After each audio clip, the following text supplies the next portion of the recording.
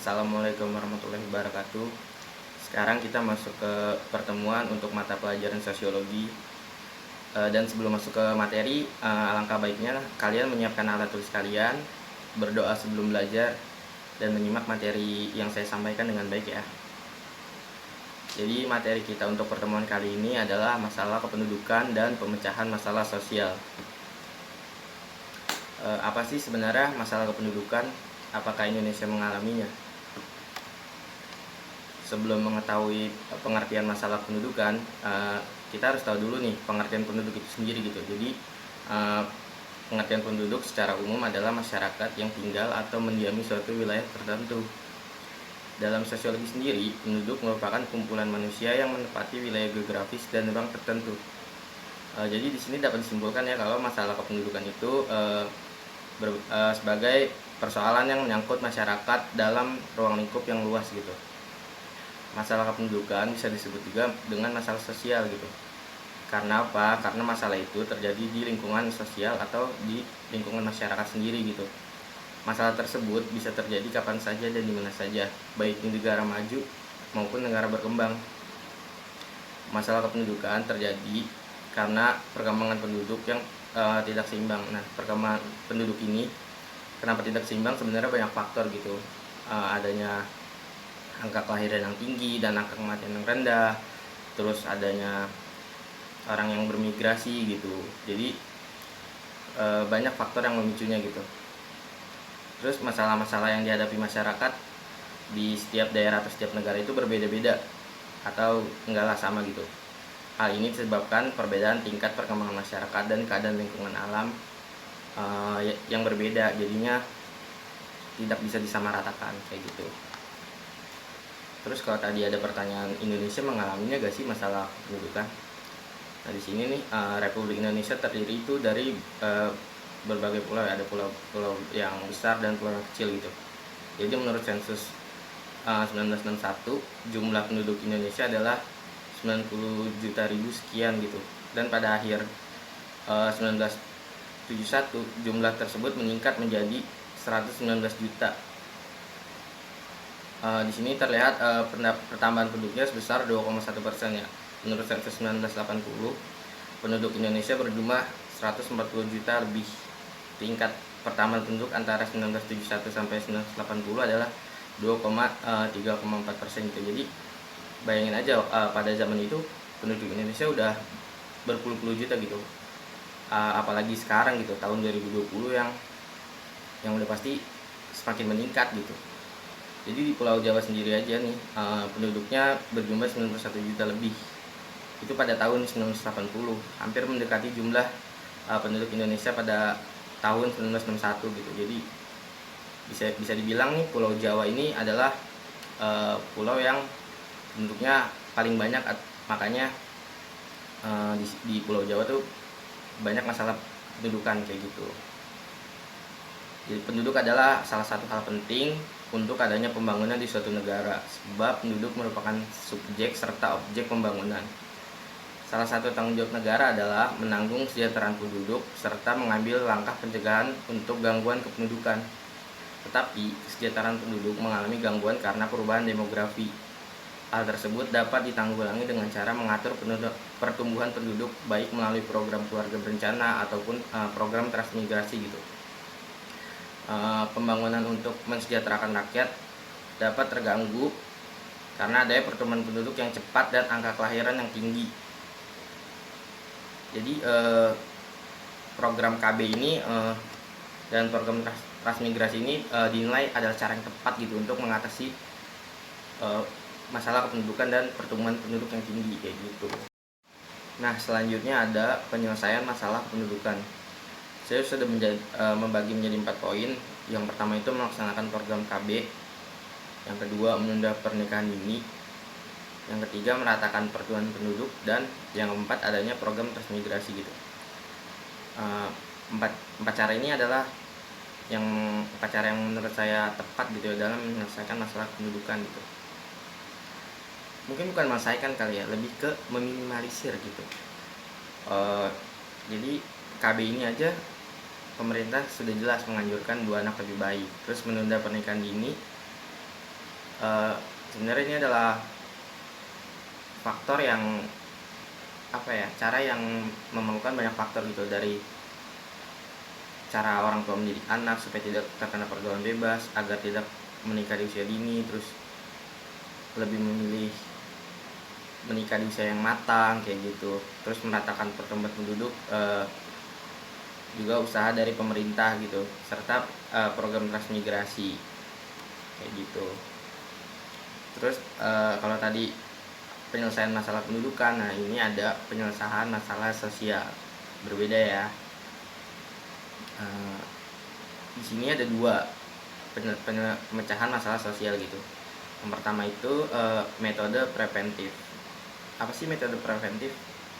Metode preventif adalah suatu tindakan pengendalian sosial yang dilakukan untuk mendapatkan mencegah gitu, atau juga mengurangi kemungkinan terjadinya hal-hal yang tidak diinginkan di masa mendatang.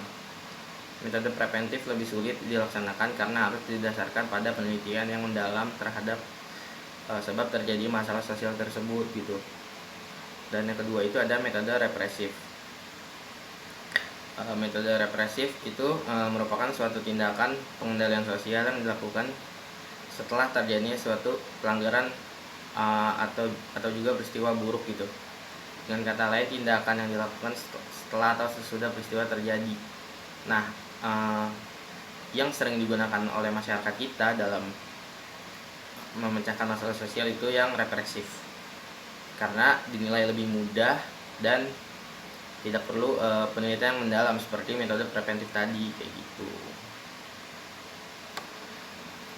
Nah, di sini ada penugasan. Kalian gak usah mengerjakan, jadi kita membahas soal ini satu-satu gitu. Jadi yang pertama itu, soal pertama nomor 1. Salah satu faktor terjadinya masalah pendudukan adalah meningkatnya jumlah penduduk karena tingginya angka kelahiran. Maka untuk menanggulangi hal tersebut, pemerintah menggalakkan program. Nah, ini jawabannya sudah saya merahin ya, yang benar gitu. C, keluarga berencana. Jelas tadi, kalau kalian ingat di slide sebelumnya juga saya sudah menjelaskan kalau 4 cara penyelesaian masalah pendidikan itu ya salah satunya KB atau program keluarga berencana kayak gitu. Terus yang kedua itu salah satu faktor terjadi permasalahan sosial pada zaman sekarang adalah penyalahgunaan penggunaan internet, terutama pada remaja. Yang bukan upaya untuk menanggulangi permasalahan sosial ini adalah, ini jelas banget ya, karena untuk mendapatkan handphone atau gadget itu sekarang lebih mudah dan banyaknya game ataupun sosial media gitu, remaja juga menjadi candu akan penggunaan internet gitu dan gadget. Nah, untuk yang sudah menggunakan internet dengan salah, sebaiknya itu jawabannya yang B, melakukan sosialisasi terhadap anak akan penggunaan internet. Jadi orang terdekat, entah itu orang tua, kakak, bibi atau siapapun, alangkah lebih baiknya gitu untuk mensosialisasikan terlebih dahulu gitu. Jadi yang mana yang benar di internet, yang mana yang baik, agar tidak salah dalam menggunakannya kayak gitu. Nah, terus soal yang nomor 3, pada tahun 2020 sampai 2030 Indonesia diprediksi akan terjadinya bonus demografi. Bonus demografi merupakan kondisi kependudukan yang menunjukkan jumlah penduduk usia produktifnya 15 sampai 64 tahun. Lebih banyak daripada jumlah penduduk usia non produktif. Nah, yang usia non produktif itu di bawah 15 tahun gitu, dan di atas 64 tahun. Jadi ini anak-anak dan lansia ya, bisa dibilang gitu. Salah satu upaya pemerintah menghadapi kondisi tersebut adalah, nah jawabannya di sini yang D, memperbaiki kualitas sumber daya manusia melalui pendidikan. Kenapa melalui pendidikan? Karena dengan pendidikan intelektual seseorang itu dapat membantu dia dalam bekerja gitu, dalam meningkatkan kualitas diri dan atau sumber dayanya kayak gitu. Jadi selanjutnya nomor 4 ya, faktor lain yang mempengaruhi pertumbuhan penduduk adalah migrasi.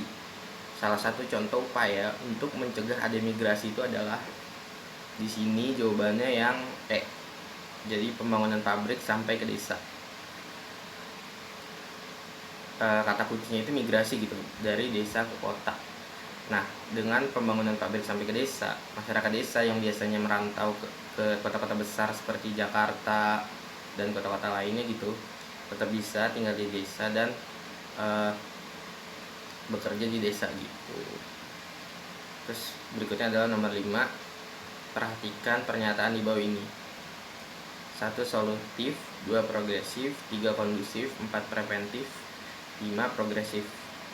Dari pernyataan di atas yang merupakan metode pemecahan masalah sosial adalah, di slide sebelumnya sudah saya jelaskan ya, ada 2, yaitu represif dan preventif. Nah, di sini jawabannya yang C. Berikutnya nomor 6. Penanganan masalah sosial tidak hanya menekankan perhatiannya terhadap perubahan, tetapi juga harus memperhatikan, jawabannya yang A, dampak yang akan terjadi. Karena harus tahu dulu nih, harus mempertimbangkan dulu dampak yang akan terjadi itu apa, apakah lebih buruk, apakah lebih baik gitu. Jadi kalau misalkan langkah yang diambil salah, itu menyebabkan dampak yang tidak baik gitu, malah lebih buruk dari masalah itu sendiri kayak gitu nantinya. Terus nomor 7, perhatikan pernyataan di bawah ini. 1 program KB, 2 migrasi, 3 kepadatan penduduk, 4 angka kelahiran yang tinggi, 5 turunnya mata uang. Dari pernyataan di atas yang merupakan salah satu terjadinya permasalahan sosial adalah, jawabannya yang D, 2, 3, dan 4. Migrasi, kepadatan penduduk, dan angka kelahiran yang tinggi. Udah jelas ya. Karena kalau yang satu itu program KB justru lebih mencegah gitu, dan turunnya mata uang biasanya lebih berpengaruh terhadap ekonomi kayak gitu sih. Nomor 8, setiap masalah tentunya memiliki solusi atau jalan keluar, tak terkecuali masalah pendudukan. Yang merupakan solusi dari permasalahan pendudukan adalah, nah ini jawabannya yang E, A, dan C benar. Udah jelas ya, itu sudah saya jelaskan sebelumnya juga, transmigrasi dan keluarga berencana gitu. Nomor 9, Indonesia merupakan negara kepulauan, maka dari itu hanya beberapa pulau yang penduduknya padat, salah satunya Pulau Jawa.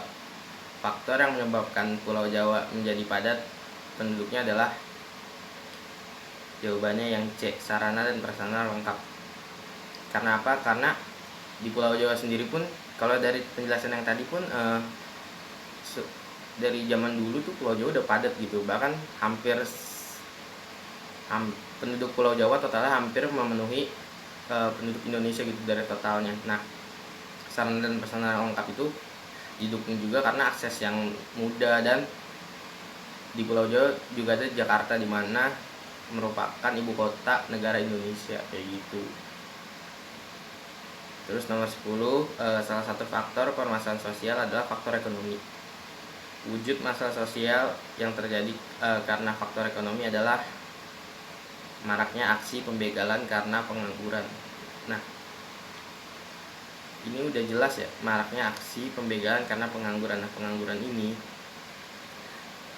dia tentunya kesulitan dalam hal ekonomi karena tidak dapat penghasilan kayak gitu. Nah, banyak orang mungkin di luar sana yang karena kualitas sumber daya dia yang kurang gitu, kualitas dirinya dia kurang, mencari kerja jadi susah gitu, dan saingan dengan banyak orang kayak gitu. Makanya maraknya aksi pembegalan itu disebabkan karena itu kayak gitu.